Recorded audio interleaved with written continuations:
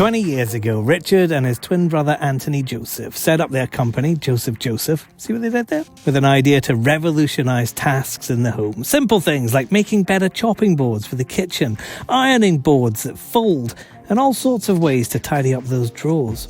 Of course, not everything worked out. We did a sort of a spring-activated potato masher, so this is quite Gremlinesque. It ended up probably spraying mashed potato, I think, around the kitchen as opposed to keeping it in one place. Yet even with a few missteps here and there, Richard's now CEO of a company that made a pre-tax profit of £20 million last year, with 75% of their sales coming from outside of the UK. Not bad for a couple of brothers whose first steps into the international market involved loading a small car with chopping boards and driving around Europe for 3 weeks. Sticking stuff in the boot of a car, and that car that we shared probably for the first 5 years, this little Ford car, we used to do trade shows in it and sleep in the car whilst we did the trade show because it was a great way to save a bit of money. I'm David Wilson from the Evening Standard. Clearly Joseph is one of those success stories that comes through determination, but also confidence in a good idea. We're talking about the rejections they face, but also how they design products, consider things like price points, and how talking to customers has been revolutionised by online reviews. But first of all, let's start by thinking about those last 20 years. Is this where Richard expected the company to be at this point? I mean, it's never where you expect it to be 20 years ago. I think we were, back then, we were young design guys. We had created a very small range of 4 products that we thought were great, and we thought hopefully that other people would think were great, and we'd go off and start selling them. And it was really a case of, let's try it and try and survive. No grand plan at all. It was sort of more of a love of developing products, I think. Where did it start? What was the first product, and why was that the first one? Did you look at anything else and go, I don't know if that's going to work? So it was really interesting. It was sort of, again, we both Anthony and I, we'd studied design, we'd done designing technology at school, we'd always loved making stuff. We'd make stuff together in these crazy projects in the garage at home in the school holidays, and we'd always loved that. We then went through school, did design technology, then left and went into university and did in product design and industrial design engineering, and did early careers in design. So Anthony was in London, I was in London for a short bit, then I went and worked for James Dyson as a design engineer there. But it was really, we came off the back of that saying, we'd love to do our own thing, and loved the idea of developing a product and a product range, packaging it, trying to go and sell it to retailers. Hopefully consumers would buy it, and we'd enjoy the whole circle of life of start to finish of developing sort of our own products. So we developed a range, and it was a really eclectic mix of, it had a chopping board in there, it had a glass clock in there. It was a glass chopping board, a glass clock. The glass clock was effectively a glass chopping board with a hole in it and a clock movement. And so that was really where it started. It was 4 products. In the first year or so, 3 of the products were a complete disaster, didn't really sell that well. The glass chopping board was a success. We were very fortunate. I mean, we were selling to sort of gift shops, but we really wanted to crack a big account. And so I went to see a department store called Alder's Department Store. They were based in Croydon. They're no longer around, but they had 50 stores. I went to see the kitchenware buyer, and she was a fantastic lady, and she just took a punt on us. I mean, we were really a one-product company back in 2003, very, very small turnover, barely surviving, and she said, look, I love what you're doing in the chopping board front, I'll buy the chopping boards. And she placed a big order, I think it was about £13,000 worth of chopping boards, and it saved us, and it gave us the leg up we needed. And she said, look guys, I'm the kitchenware buyer, I'm not the clock buyer, so I'm not going to buy your clocks. Kitchenware buyer, if you do more kitchenware, I'll buy it from you, because I love your approach. And so we were like, great, we'll just do chopping boards. So we said, we'll do the best glass, wood and plastic chopping boards we can. And so that's how we got into kitchenware. Do you still have any of those glass clocks? We do, I do. I've trawled eBay for many, many years, buying up all of our original stuff, and it's in the archive. But I mean, it's and it does take you back, and you realise, when you look back at those early products, just how much work went into them, and how much love and attention and detail and you sort of forget it as you move on because you're always looking forward. But they were quite defining, failures for us, really. Very defining failures that helped shape the business we have today. So why did the chopping board work then? Like, thinking about that from a design perspective, what makes something like that appeal to not just buyers, but sellers, What we worked out through the very early stages was that we understood and loved functional products. So stuff that people use every day. We love the idea of developing products that people use every day. And a chopping board is such a basic kitchen tool. And it was about, what are some of the problems with chopping boards that we can solve, whether it be hygiene, whether it be the transfer of food once you've chopped it into a pot, into a pan, as opposed to trying to scrape it and it all ends up going on the floor, etc., etc. What are the problems that we can solve in these really sort of a basic daily use products, tools, etc., that people use? And so I think we probably got it, some of that right. We've probably developed over 300 different chopping boards over the years. Lots of failures, but we got a few of them right, and it definitely set us on this path of let's try and identify products. Let's try and identify problems in the home which we can solve through really clever, intelligent design. And if they're functional products that people use, we find that it's less subjective, because it either works or it doesn't work, or it either meets a need or it doesn't meet a need. If it's aesthetic and just colour or design, etc., it's very, people are like, well, I like that, or I don't like that. How important is the price point, though? So price is really interesting. So what we're looking for with the product, first of all, is, does it solve the problem? Does it meet the consumer need that we're trying to address? And then, and that's not only how does it work, it's also the materials you make it out of, the manufacturing process you need to create a really robust, strong, usable product that has a long usable life. So, for example, we will be saying, well, look, this product will live in the dishwasher its whole life, so it needs to make sure it can survive a dishwasher its whole usable life. So the material choice, the way it's constructed, put together, etc., we'll develop all of that and then be looking at price, saying, okay, where does it come out from a price perspective, and is that still going to be acceptable to consumers? So we'll look at price, but usually price comes quite far down the track for us after we make sure we get a really good product. Price can kill it. We can get to the end of the process and say, actually, this is just far too expensive. It's never going to really work. So it can kill the product. But we think what's most important is to try and get the product to work properly first. And so a big thing for us as well is testing. So we test consistently, constantly through development, and then also in pre-production, production, and post-production. We're constantly testing to make sure that we're going to deliver a product. If we're making a promise, like it's going to do X, we want it to do that and not fail, and have a long usable life. Do you test the products yourself? I presume you have a testing department, but do you have a look at this and go, right, this is my final say? Actually, is that quite a fun part of the job? Oh, very much. Yeah, very much so. So yeah, our homes are full of prototypes. So these wild and wacky inventions that some of them never made it, and the products we fell in love with in development, but probably consumers told us that they were just a bit too crazy and they didn't work, but we still love them. So we like that sort of like children, we keep them and keep them squirreled away in drawers at home.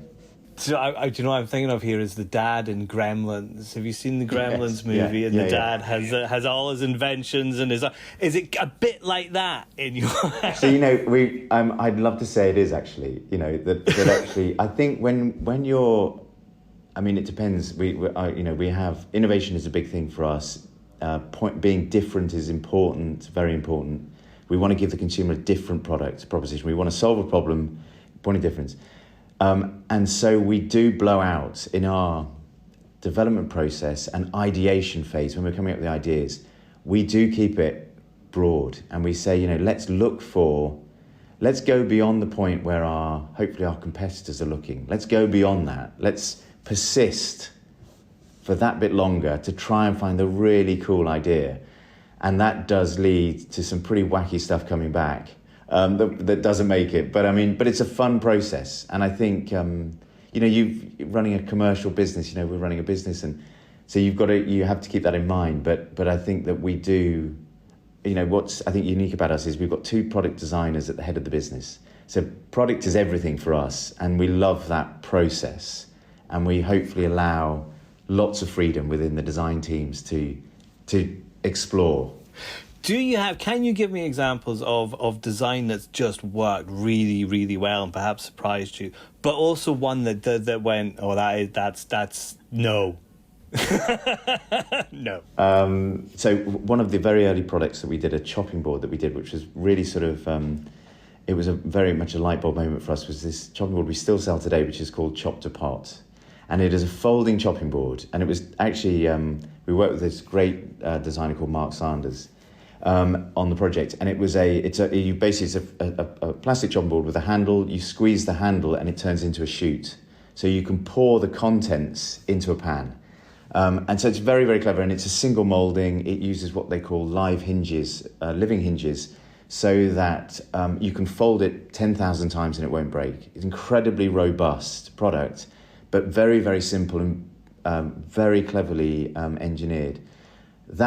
We've sold that for 15, 16 years consistently, and it's just run. And it just solves a very obvious problem, and it does it really, really well.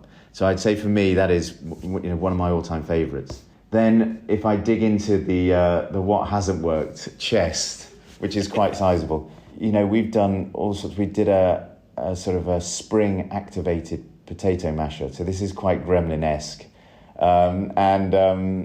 That sold for a time, but I think it ended up probably spraying mashed potato, I think, around the kitchen as opposed to keeping it in one place. And whilst the spring aided the mashing, it was probably a bit too, there was too much force in it. So unfortunately that one has ended up in the archive. So obviously there's a lot of attention paid on design, but if you're talking about trying to solve problems for people, you must have to really know your customer. Very much so, and more so now than when we first set the business up, I think, because yes, in development we don't do that many focus groups during development. We believe that if we understand the problem, then as sort of designers we can hopefully come up with a good solution, an innovative solution. I think if we are looking for feedback in development on a specific area, we may well ask certain consumers what they think. But generally, we're talking to people more in the ideation phase about looking for the problem, as opposed to showing them what we're working on as a solution. And of course, when you launch a product, you get immediate responses through reviews, and we mine the reviews from day one. We're looking for what people say about the products, enjoy about the products, don't like about the products, etc. And the immediate feedback, which is so important and so fast these days. It's vital for us to understand where we've got it right, where we've got it wrong. Actually, those reviews must be, 20 years ago, you probably didn't have quite the same number of people going up doing reviews themselves and putting that on. That must be, I don't know if it's revolutionary, but a really important way of developing your company. Yeah, very much so. It's that immediate feedback, which we never had back 20 years ago. So it's an incredibly useful tool. And, now with the business being, with 75% of our sales being outside the UK, international sales, we can also get responses from all the markets we sell in around the world immediately as well. So it's not just a UK thing. Is it different around the world? Are the problems the same wherever you go? The solutions people are looking for, are those the same? Or do you have kind of variants in different markets? There are cultural variances, of course. Even across Europe, there are cultural variances. Again, if you come back to sort of functional products in the home, there's a lot of consistency because people have the same issues. And if I take space as an issue, that we all, space in the home is becoming more and more of a premium. It costs more, to live in bigger homes and all the rest of it, apartment living, etc. That is the same the world over. And so if you're able to develop solutions to people's issues of space and organisation, generally it's a global issue. I think if you're getting into the nuances of food preparation, then it does vary. And what happens in Asia to Europe to the US, it can be quite different. Let's go to a break now. While the ads are on, hit your follow button so you never miss an episode of How to Be a CEO. We'll be back after these.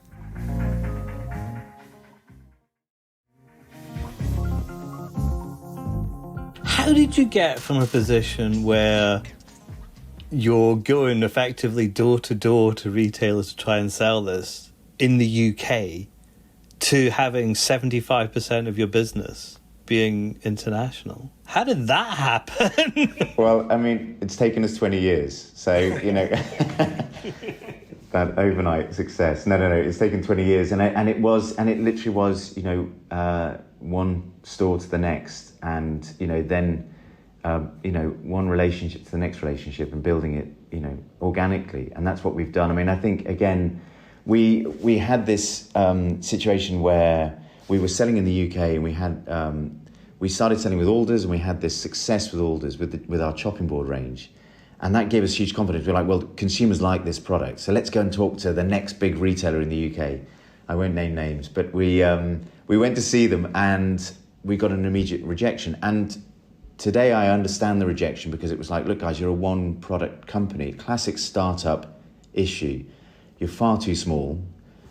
We don't accept suppliers of your scale. You need to come back to us when you've grown your product range, etc., etc. But of course, we were frustrated because we knew the product was selling, and their consumer would like the product. So I managed to get hold of a retailer directory for Europe and a phone directory for Europe, and I called as many department stores as I could across France, Germany, and Switzerland. And my export strategy was if they spoke English, I'd try and go and see them because my language skills were not great. And luckily a few of them spoke English. So I managed to get appointments with department stores across those three markets. I shared a car with Anthony at the time. I loaded it full of chopping boards and drove around Europe for 3 weeks. And I got listings. I got the product listed in France and Germany and Switzerland before we got it into the account that had turned us down in the UK. And that was us off and running in international sales. And it was sort of like, it was, at the time, it was just another customer, another relationship, and someone else to worry about. But it had got us into export, and we never looked back. You know, there's a version you could tell of that story where it sounds terribly glamorous, where you're jetting off to all of these places. But it feels like the impression like you're maybe sticking stuff in the boot of a car. It was sticking stuff in the boot of a car. And that car that we shared probably for the first 5 years, this little Ford car, we used to do trade shows in it and sleep in the car, the two of us. In Glasgow, we went up to Glasgow for one trade show and we slept, Anthony and myself, in the car whilst we did the trade show because it was a great way to save a bit of money. Yeah. Is there a point even now where you feel this company is secure? I'm not going to have to sell my house. I'm not going to be sleeping in the car again. Did that ever come? Was there ever a point when you thought, yeah, we're going to be all right? Yeah, I think we've gone through various stages of scale up.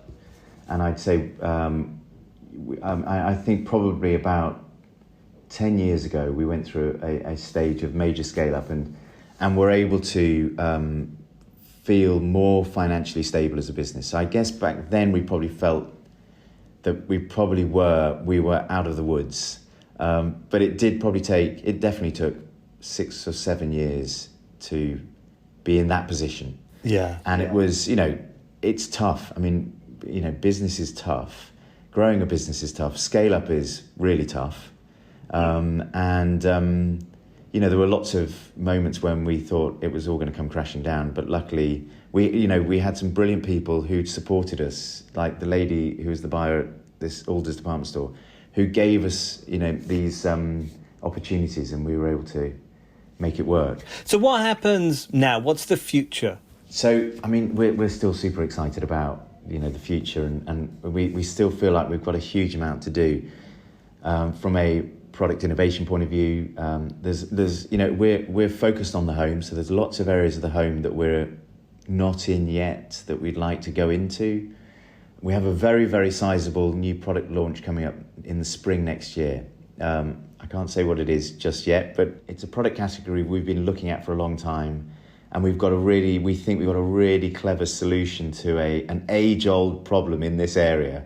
And so it's things like that we keep us really engaged and excited, and we're super excited to see how the launch goes, how consumers feel about the product range that we're going to launch, etc. So, and it's into a new area. So there's lots of that still to go after, and then the international piece is also really exciting. We've got a growing business in Asia, and being able to sell products in China, Japan, Korea is exciting for a British company, as well as growing business in the US and the Americas and Europe. So it's having a truly global business is challenging, exciting, exhilarating, and we just feel like we've got a lot of runway to go. And on eBay, I just thought of this. How much is a glass clock going for, and are you secretly quite proud of it? I'm not sure what the glass clock. I mean, I bought one recently, and I think it was pretty reasonable. Actually, it wasn't. I'm not sure I'd be investing in them. That was Richard Joseph of Joseph. For more interviews, news and analysis, go to standard.co.uk/business or pick up the Evening Standard newspaper. How to Be a CEO will be back in 2 weeks. We'll see you then.